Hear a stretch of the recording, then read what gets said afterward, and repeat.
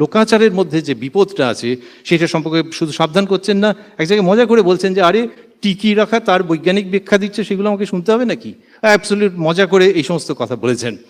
বিদেশে reason and religion বলে একটি বক্তৃতা আছে তার বিখ্যাত, যেখানে তিনি নিজেই বলছেন যে রিলিজিয়নের ওপরে কি রিজনের আলো পড়া উচিত, বিজ্ঞানের আলো পড়া উচিত? স্বামীজি বলছেন যত তাড়াতাড়ি পড়ে ততই ভালো, ততই ভালো। এবং তাতে রিলিজিয়নের কিছু অংশ যদি খসে পড়ে যায় তাহলে ও যত তাড়াতাড়ি ওগুলো যায় ততই ভালো। বাকি যেটা থাকবে রিলিজিয়নের মধ্যে, যেটাকে আমরা স্পিরিচুয়ালিটি বলি, শ্রুতি অংশ বলি, উনি বলছেন যে দ্যাট উইল ইমার্জ ভিক্টোরিয়াস, কারণ তার কিছু ইন্টারনাল ম্যান্ডেট আছে যেটা বিজ্ঞানের নেই। এর মধ্যে বিশদে আমরা যাব না, কিন্তু এই যে স্মৃতি পার্টের মধ্যে যদি থাকি once again for a couple of minutes maybe, সেটা হচ্ছে স্মৃতি।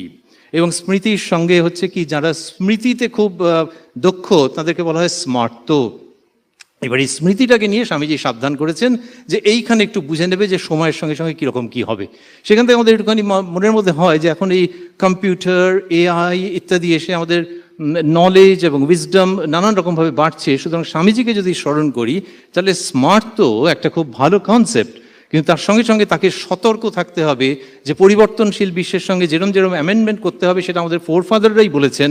সুতরাং স্মার্ট তো একজন হবেন এবং স্মার্টও হবেন। স্মার্ত এবং স্মার্টও এই দুটো মিলে আধুনিক অস্তিত্ব, সেইটা বোধহয় আমাদেরকে খুব করে আহ্বান জানাচ্ছে।